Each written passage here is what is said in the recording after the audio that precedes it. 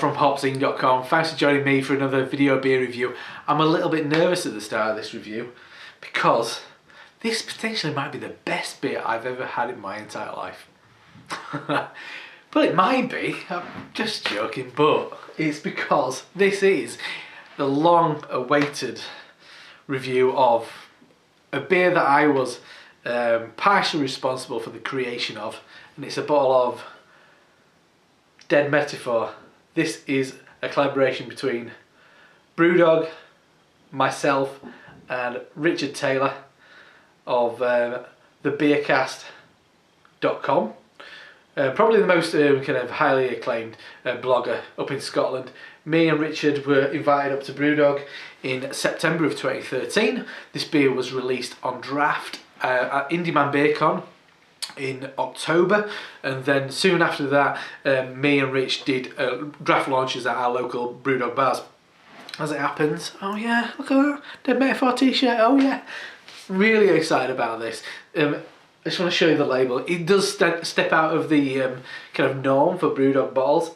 This was specifically created by a guy who's relatively local to me. I've never met the guy in my entire life. It's a very highly regarded illustrator called Drew Millwood.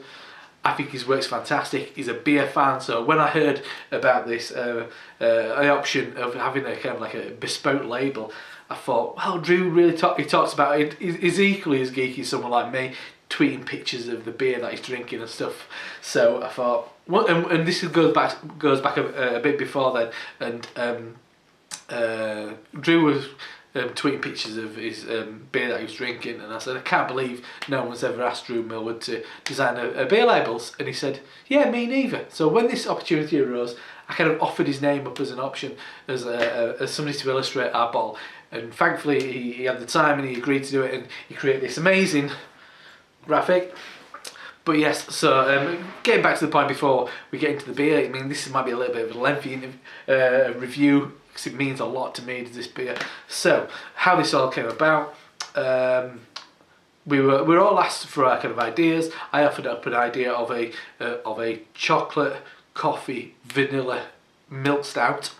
And then through a couple of ideas we've been thrown back and forth, we decided to add some kind of brown malt in there, and we decided to take out the vanilla because sometimes it doesn't really kind of like follow through, drops away really quickly. But because Rich is a really well-known beer writer up in Scotland, he said, let's make it oatmeal. It's that kind of like adding that kind of Scottish bit thing, so it uses rolled, I think, golden oats. But the really exciting things for me, he uses Sitao Brazilian coffee. He uses 100% Venezuelan cacao. It's the same coffee that BrewDog use in Coco Psycho. It's pure. It's like a big like rod of chocolate. It's like they're about that long, but they're like that thick. It's this big, intense lump of chocolate, and we grated up about, it might have been like 500 grams, it might have been a bit more than that, put that in the fermenter, in the boil. As far as the hops go, I mean, it was just there for a little bit of bitterness, not a hell of a lot. But yes, I kind of like this idea of, I want something sweet and really kind of accessible to a certain degree, but things that what really influenced this from my point of view, because the genesis of this idea was kind of like the idea of, I really like Left Hand's Milk Stout. I really like their Nitro. I think that's a really good beer. But also, even before I had the beer in question, the idea of Mikkela's Bee Geek Vanilla Shake, I'd never had the opportunity to try it. I thought, that sounds fantastic. So that kind of like, because I thought I'll never get to try it, so I might see if I can get to brew my own up at BrewDog after we've been asked very kindly. As it happens, later in the day, me and Rich is in the mash tun digging it out. I'm helping at the bottom, kind of like distributing it into this hopper, where all the spent grain can be taken off. So when James Watt turns up to kind of get involved in the brew day, added some really kind of like important details to the brew about the use of the coffee and the use of the chocolate. Gives a little taste of the chocolate and stuff like that, which is really interesting. And one thing that James said, he kind of saw this beer as a smaller version of Beer Geek Vanilla Shake, and I said, yeah, it's exactly what I were really wanting to kind of aim for, despite not being. He had the opportunity to try it, and he says, yeah, it's amazing beer. And then later that night we went to Musa, which is BrewDog's restaurant in Aberdeen. I should mention this beer was brewed up at the initial beer. I don't know what about this one. I think it might have been still up at Fraserburgh. Was at the original brewery up in Fraserburgh, now known as the Dystopian Puppet Hobby Factory or something like that. Something crazy. But you might have seen my videos before. Of the brew day. So it was brewed up at the old brewery, which is, I mean, it's still very nuts, belt and braces. I mean, it's still kind of proper brewing where you're getting stuck in. So it's really interesting. I don't know if this was brewed at Ellen, the new brewery, or not, but yeah, as I said, after that brew day up at Fraserburgh, up the Broch, we were taken out for a meal with it was me, Rich, Sarah and Zara, who have been looking after us for a couple of days, and James. And James brought along a bottle of Mikla Beer Geek Vanilla Shake, and that absolutely blew my socks off. Since then, as I said, got launched at Indie Man Beer Con. Very exciting, such a fantastic festival. So excited to be involved in that. And then I did a launch at BrewDog Bar in Leeds, which it's one of my go-to pubs. I mean, every time I go for a drink in Leeds, I always pop into BrewDog for a couple. Because it's a great place, it's a place that I've become very fond of. So, enough waffling. Bloody hell, it's like a Terry Kay video. 6.5 minutes in and I'm not even touched the ball. Very excited about this. Hopefully, I suggested a couple of tweaks for when they rebrewed it.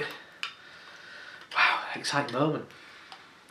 Obviously, it's going to go two ways, one of two ways. Either I'm just going to really kind of smoke screen you and say, yeah, it's just amazing. But also, as a home brewer and somebody who's been instrumental in the creation of this beer, I'm going to be quite critical.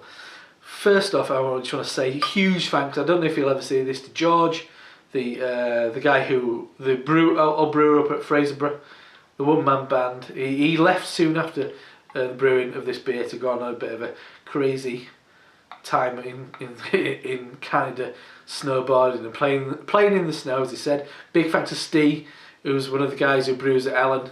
He came over on his day off to help kind of like set up the fermenter, and he was going to dig out the mash tun, but then Rich rose to the occasion and dug it out. And obviously, big thanks to everyone at BrewDog for creating this beer. I've got to say big thanks to Stuart Bauman, who, I mean, the genesis of this beer, when I kind of like had to give him a template. I mean, I'm no commercial brewer. I've never brewed a sweet stout.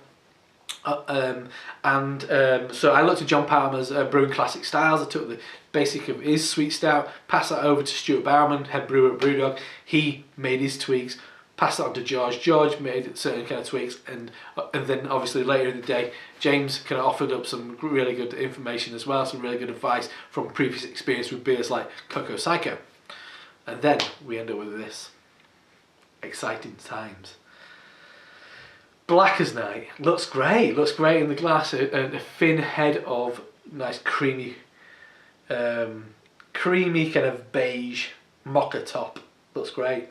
I have obviously had this, the first batch that me and Rich brewed at Fraserburgh, and I did enjoy that. This is going to be exciting. Wish me luck. Let's dive in. Cheers. I hope you all get to try it.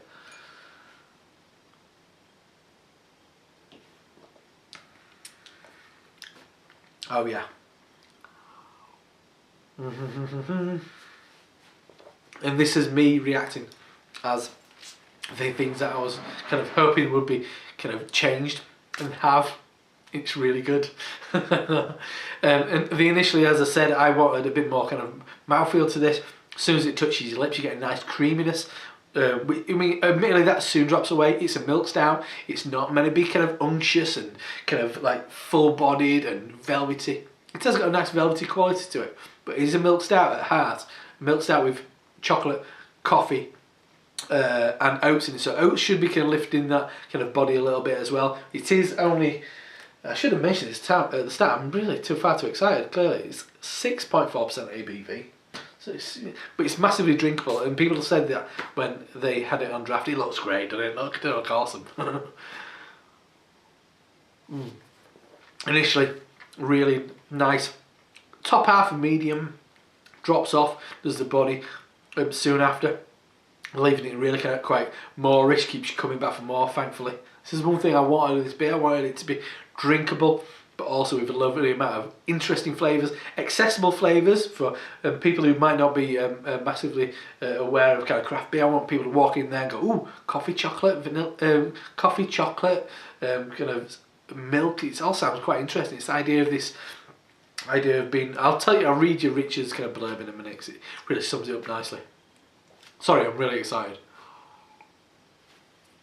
Get your beer reviewers head on, Rob. Good beer.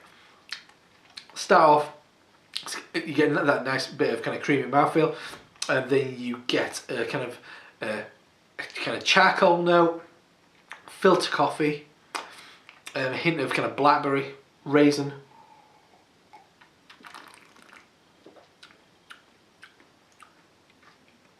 And then that coffee really amps up. You're getting a real intense, kind of quite heavy roast coffee. You're getting a real big, bitter chocolate, which you get, well, that's come from that cacao. I mean, 100% Venezuelan cacao. It's quite waxy, slightly acidic.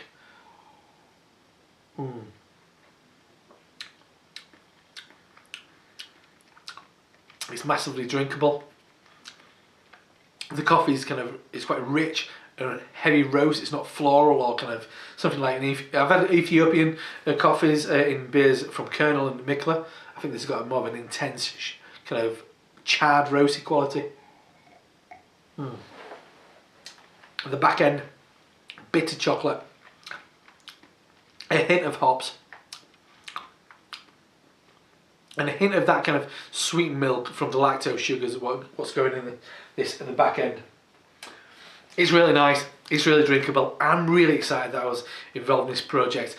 Big thanks once again for everybody up at BrewDog, especially Sarah, Zara, George, Stuart, and obviously James. Big thanks for that. Obviously, big shout out to the good man, Mr. Richard Taylor, over at the Beercast. It was a fantastic experience. We've turned out with an incredible beer. Obviously, big thanks to the great man, Drew Millwood, for making this beer look so fantastically exciting and the coolest bottle of beer you are going to see in the UK in 2014. Mark my words. Really excited. So that is a bottle of Dead Metaphor, collaboration between me, Richard Taylor from the Beercast, and BrewDog. 6 points, 4% ABV. Chocolate, so as it says, Scottish Chocolate Breakfast Stout. I think it's a lovely beer. I hope you get out there, get on BrewDog's website. Hopefully I'm going to release this video the same day or around the time when they release this beer. I hope you get on their website. Hope you get to try it. I think it's a fantastic beer. Hope you enjoy it too. What an fantastic experience to have for me, and I hope you enjoy the beer. Anyway, I'm Rob from HopZine.com. I'm babbling. This is a long video, but I think it was worth it. I'll see you next time. Cheers.